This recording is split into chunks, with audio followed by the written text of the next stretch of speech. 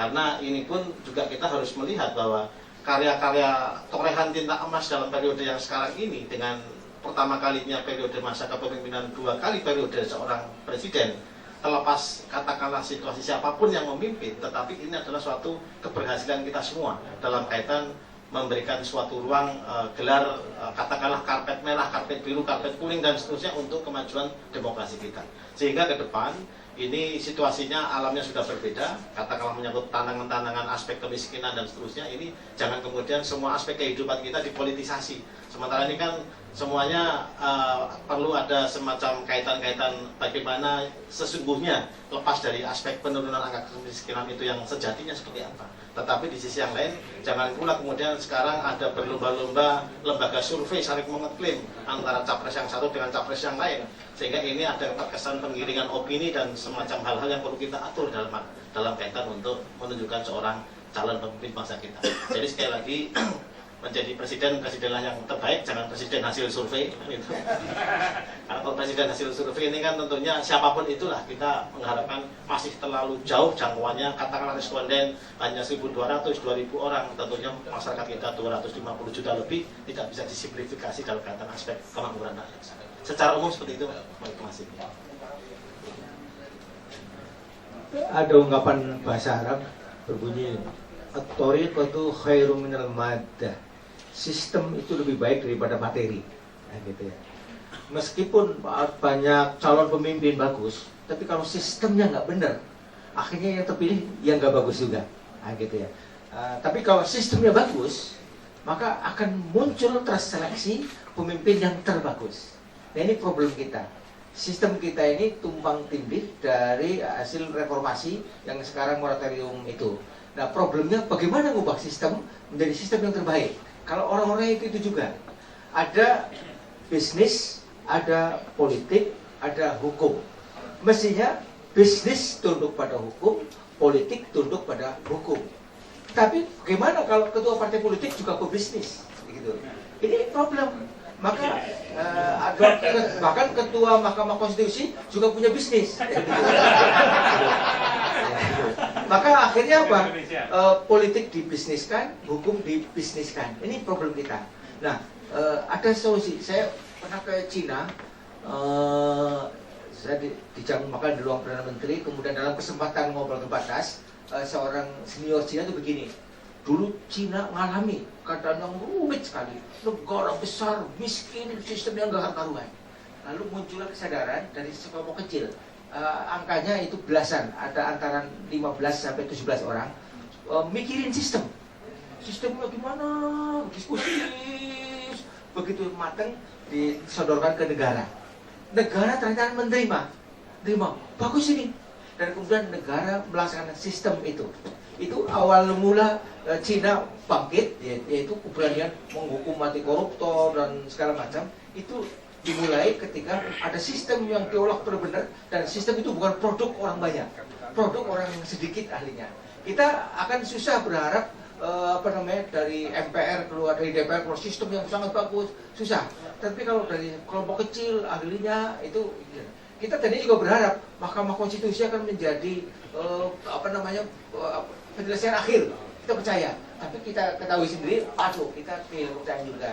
Tapi menurut saya, kalau ada kelompok kecil yang sukarela berpikir ini, mungkin suatu saat akan ketemu, dan ketika konsep itu ternyata cocok, diuji sahih, akhirnya, dan masyarakat juga bosan terhadap keadaan, dan akhirnya saya kira itu akan diterima. Itulah awal dari revolusi, bukan revolusi fisik, tapi revolusi gagasan, revolusi segala macam yang bukan fisik. Karena kalau revolusi fisik, kita akan menjadi penonton, pemainnya orang asing. Saya kira itu. Jadi kita tetap berharap bahwa satu saat kita akan nyampe ya. Sekarang kalau kita kecewa, jangan kemudian kekecewaan itu frustrasi. Menurut saya itu sebagai bangsa yang memang luas, problemnya banyak, saya kira wajar juga problemnya itu banyak. Tapi saya yakinnya di dunia lain juga sekarang problemnya nggak kalah sulitnya. Yunani yang Eropa aja collab, Amerika juga sedang menurun. Saya kira mungkin tiba. Saya ingat ramalan Gus Dur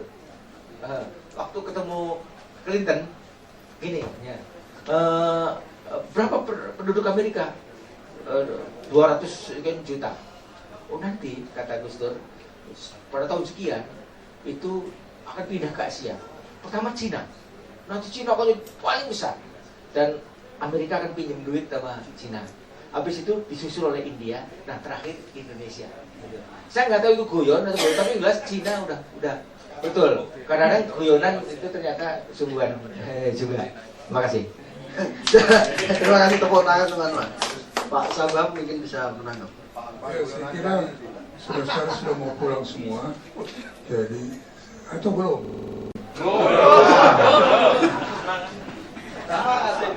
Jadi saudara, saya mau tambahkan, Cina berhasil terakhir ini, menurut saya, setelah Deng Xiaoping berhasil memimpin Cina tanpa memimpin Cina. Ide Cina dilemparkan yang baru-baru oleh Deng Xiaoping. Sebenarnya dia bisa menggantikan Mao Zedong, tapi dia tidak lakukan itu. Dia justru salah satu yang dia lakukan adalah menembak mati koruptor-koruptor, anak-anak pemimpin-pemimpin yang korup. Ditembak mati di depan umum. Saya pernah ditanya orang, berani nggak kita di Indonesia nembak mati koruptor-koruptor yang kita duga keras adalah koruptor, atau seorang pemimpin yang tahu anaknya koruptor juga berani menyuruh anaknya itu ditembak di muka umum. Saya kira ini tidak menunggu hukum. Saya kira saya setuju aja menunggu hukum. Tapi hukum tembak juga ada dalam hukum kita.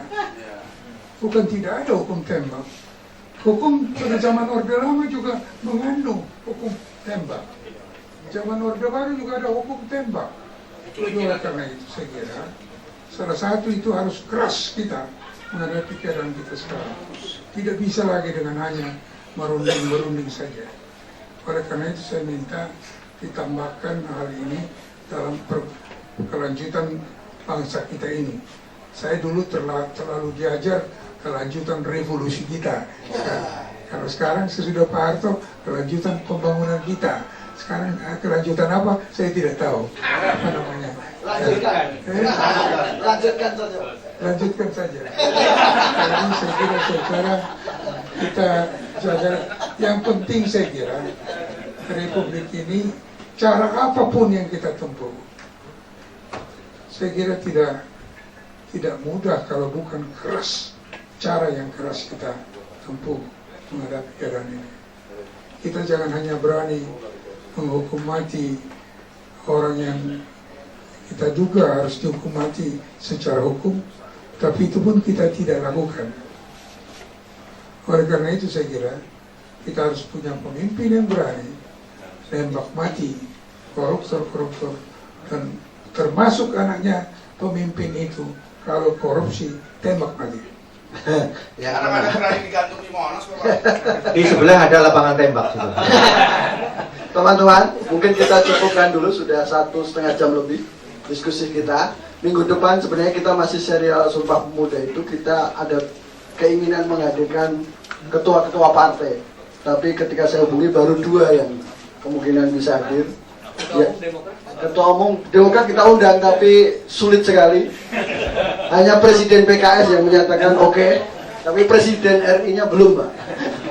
Pak Prabowo juga sulit, Pak Bu Mega juga belum. Apalagi? Abu Rizal belum, Pak. Karena itu mungkin sekjennya ada, tapi sekjen mungkin paling sulit juga Ibas, Pak. Jadi ini kesulitan kita seperti ini. Ya, Pak.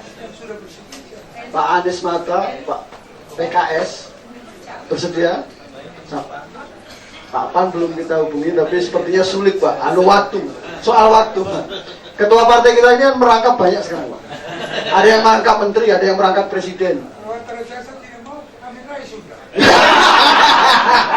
Pak ini ide menarik ini.